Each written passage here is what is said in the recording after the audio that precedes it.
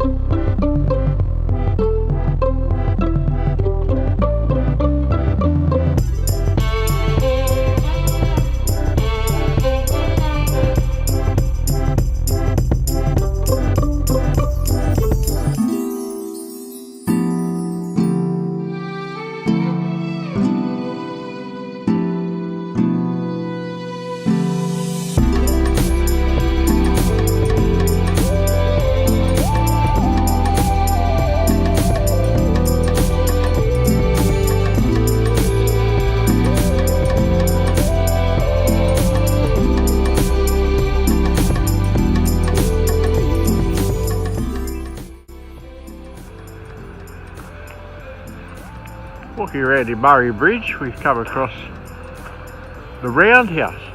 It's not round, but it's interesting. Beautiful gardens. That's actually Murray Bridge there. I'll have a look at it in a minute. This is the views from here.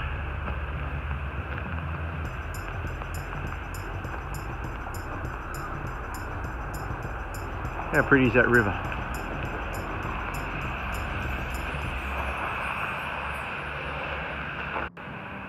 Okay, still at Murray Bridge, near the roundhouse. Just walking down this path.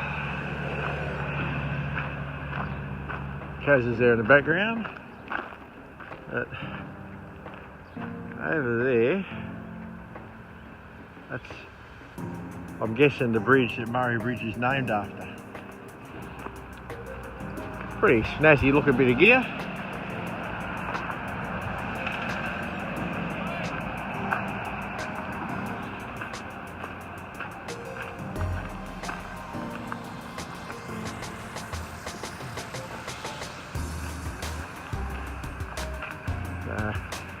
We'll go for a walk across this just for a look. Murray Bridge opened in 1879. First bridge to span the Murray. I just read that on the sign. I didn't show you the sign, but I've read it on the sign. That's Kaz looking very groovy in front of me there.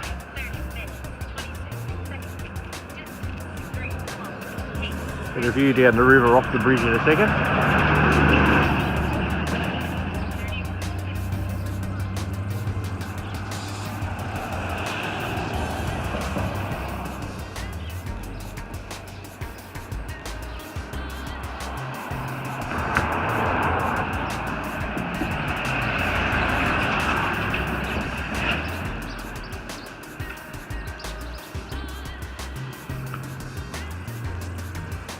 Bit of engineering in it today, this thing. Just going to walk past Kaz here. Now she's out of the shot.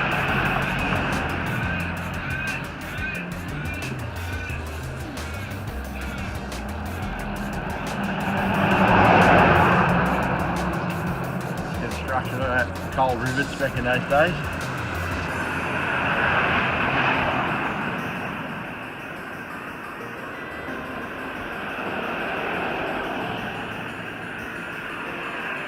when we drove into Murray Bridge, we didn't come this way, just as it happened. Oh, that big welcome sign. Welcome to Murray Bridge.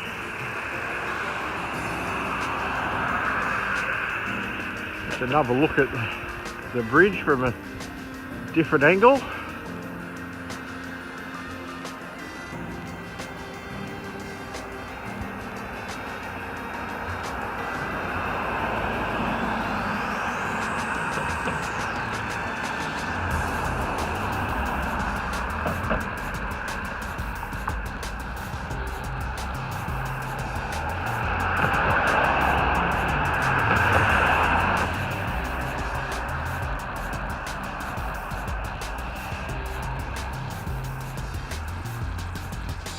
In case we didn't know what river this was,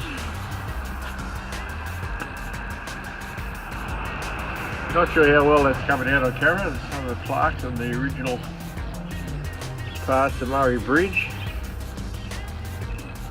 Hopefully it'll look alright, but I really don't know. I've got some stuff to look at down the road here. That's the coast to look at there. Really nice park area here.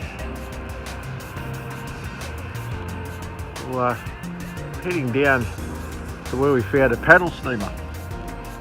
This is all part of the Heritage Walk apparently in Murray Bridge. So a bit of a convoluted walk to get there.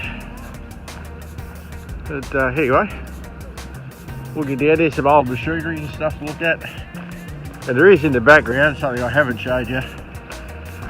There's a paddle steamer down there, so we're going to get down there and check that out.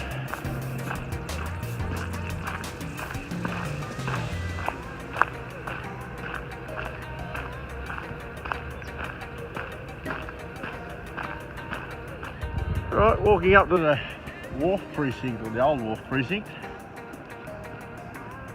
Bit of old machinery floating around of the various descriptions. This one looks like an old crane. Trying to get a bit closer, there you go. We'll load the old paddle steamers for that.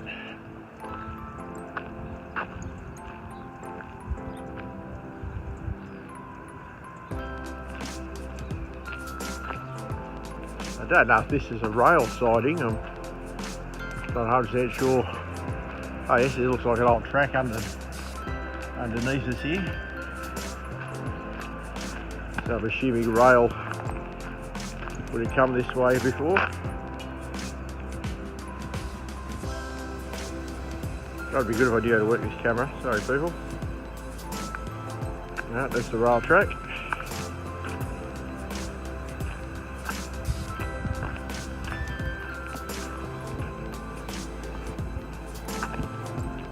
That in the background, we will get closer to it. Here's the paddle steamer.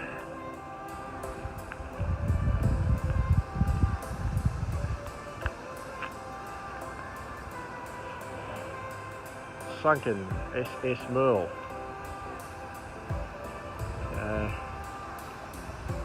I'm assuming that in floods and things, there's been some paddle steamers lost.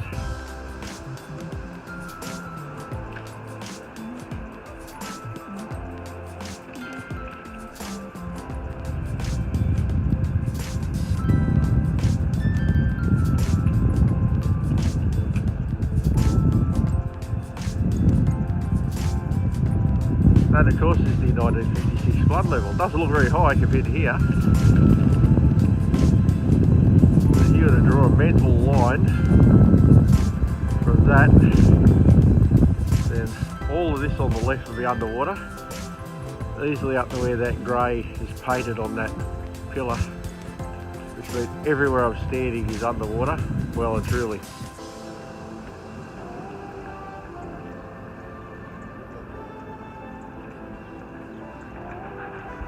Captain Proud, assuming that's the name of the vessel.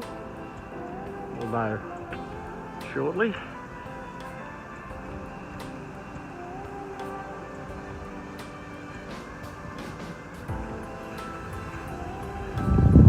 Okay, this is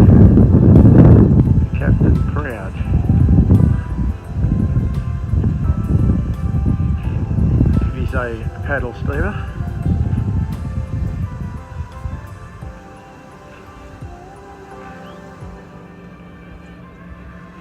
It really is a paddle steamer. That's the paddle.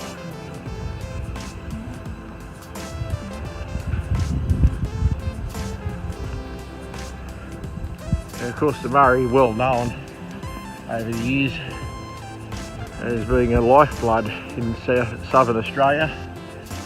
And the paddle steamer is very important back in the old days for getting freight and passengers up and down from Victoria over here to South Oz. Paddle steamers had a very, very big impact on the way of life back in those days. Very major thing, quite a long time ago. This one looks like it's still available for cruises from time to time. That'd be awesome. Whether we get to do one or not, don't know, but looks like it'd be pretty cool. National rail carriage in the background there. Rail is obviously quite important here. In case you didn't know, we're at Murray Bridge.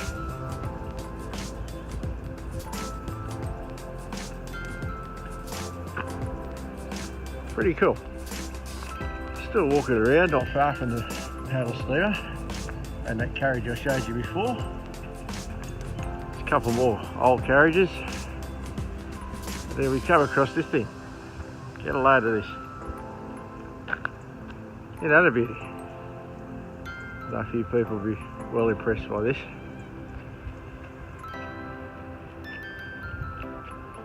I'm talking about the train, not the hot chick walking across the screen. We're all pretty impressed by Kaz, I know. I know I am. She's impressive.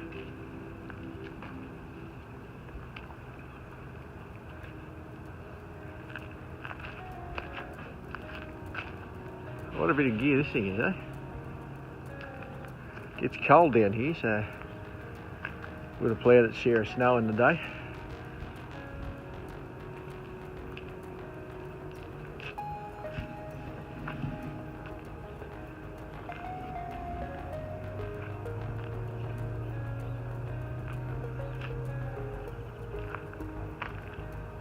Oh look, you never know where she's going to turn up. Check this out.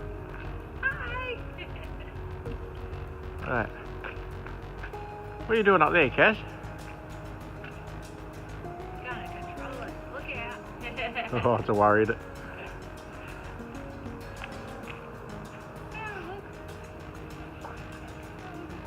Yeah, I'm coming up there in a sec.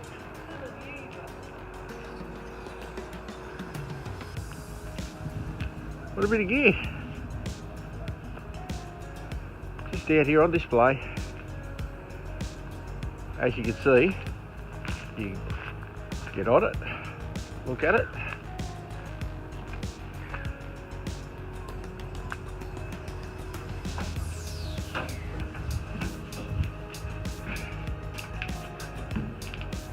Don't know why she's shooting me, but anyway, there you go. That's the engine room of the steam engine.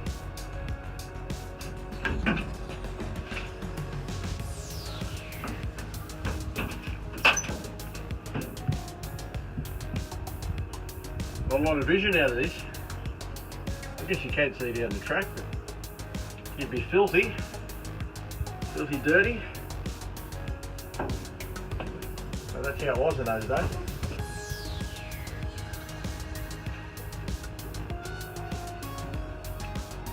We won't be trying to open the boiler area. Maybe you can, but no signs to say you shouldn't, but let's not.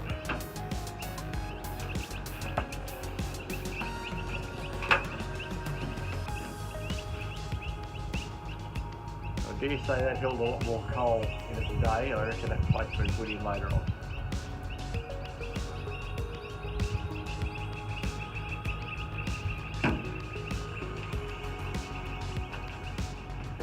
Pretty strict here in South Australia. Well, you can't do anything. No camping, no open fires, no dogs off the leash. You can read the rest, but This part would be no good for some people, would it? That bit. Anyway, it's a pretty town.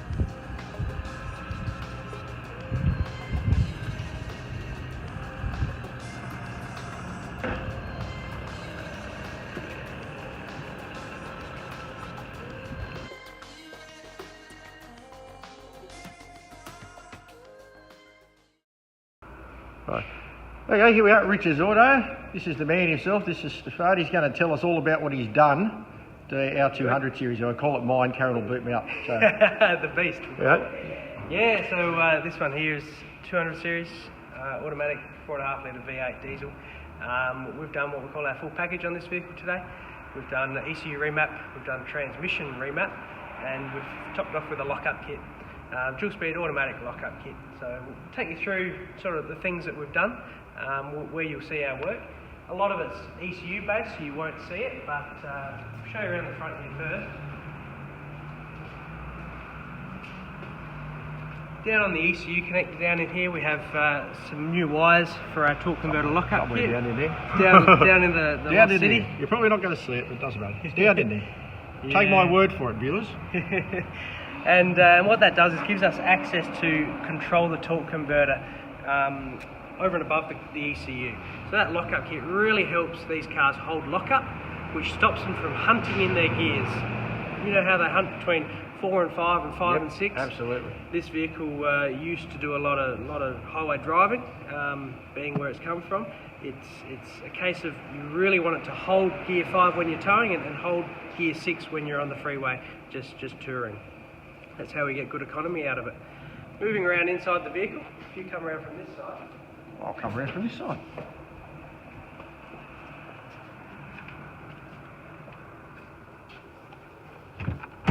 This everybody, this bloke knows his stuff. Everybody on every forum known to man tells you to come here, so I come here because they all say this is where to go. So the first thing we'll notice, we'll fire it up.